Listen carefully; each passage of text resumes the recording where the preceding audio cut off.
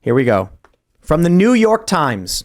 They watched Jordan Neely die. Did they have a duty to intervene? Oh, interesting. Are you supposed to intervene when someone's being assaulted? Or literally bizarro. It's crazy. When there's a threat, are you supposed to step in and do something? Yep. Insane. Oh, that's so wild. I feel like this is intentionally to make people lose their minds. It's like, how is it that they're going to go ahead and argue for people to intervene on Jordan Neely's behalf when the other guy was intervening on everyone in the subway's behalf? Unreal. It's unbelievable. Unbelievable. You ready for this? Please. Oh, my goodness. Arrest everyone that was on that train, read one protester sign.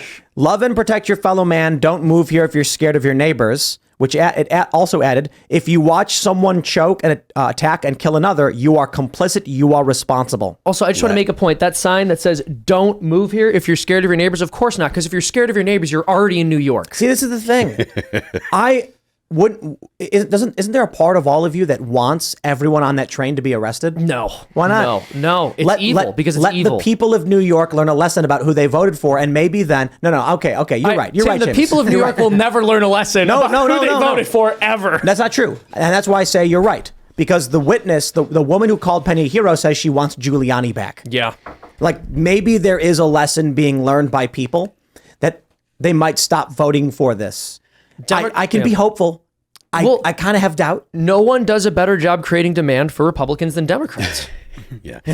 I can't imagine how people are going to continue to allow this kind of stuff to happen as more and more victims are created. Like people every day are dealing with this kind of stuff on the subway. And I can't imagine, again, I just can't imagine the people of New York actually supporting it. It's got to be activists that are making that noise.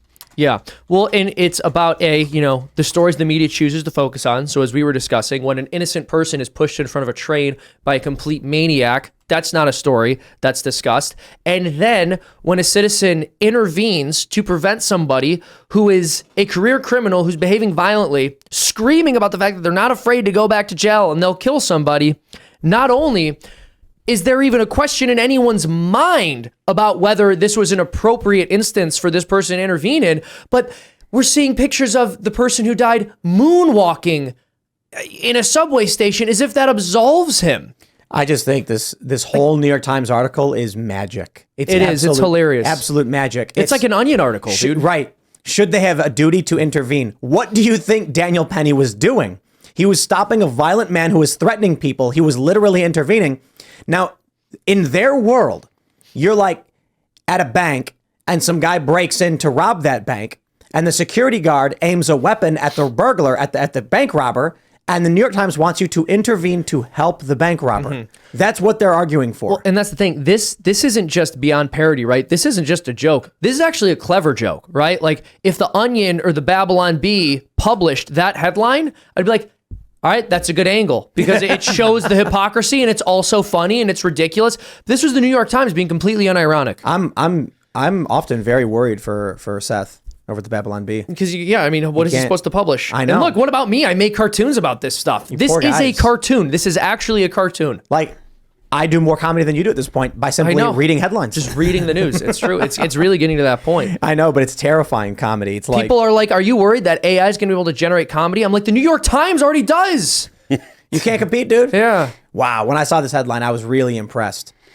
Because as you pointed out, it creates a paradox of intervention. Yeah, exactly. Where like Penny intervenes, so then someone intervenes to stop Penny, so then someone intervenes to stop that person, and then everyone in the train is fighting each other under some legal requirement of intervention. Exactly. And then the next article is like, should the people at the subway stop have intervened and stopped everyone on the subway car from stopping the people on the subway car that they were stopping from stopping other people? In 2 weeks, there would be no one left in Manhattan. Exactly. Like, everybody's dead. Everyone's just choking each other. Yeah. They're all, it's like a human centipede of chokers. Oh, my gosh. So where are we on this whole self-defense thing, right?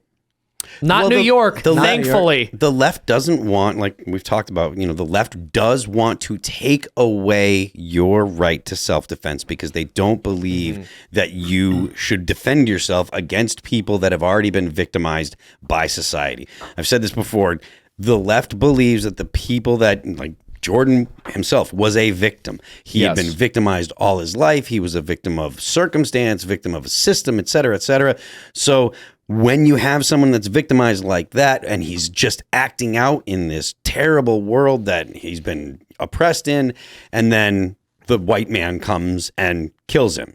And that's that's the entirety of the left's, outlook on it. And so the white guy has come and victimized the black guy at the end of the day. Yes. And they can't abide by the idea that he was victimized again by historically powerful people, et cetera. And it's a simple concept to understand, but it takes all the agency away from every single person that behaves in a bad way, and it makes excuses for them. And you can't have a society that doesn't have a standard that is your life is your own and you can defend it. If you can't defend your own life, society breaks down. Exactly. So Jordan Neely was screaming at innocent people after a life of crime because of socioeconomic factors, because we didn't fund that library, because his public school wasn't good enough or on par with European standards or standards in more wealthy neighborhoods. With an imaginary standard. But Daniel Penny, he just woke up and wanted to kill a black person, right? That's the only analysis we do on the fact that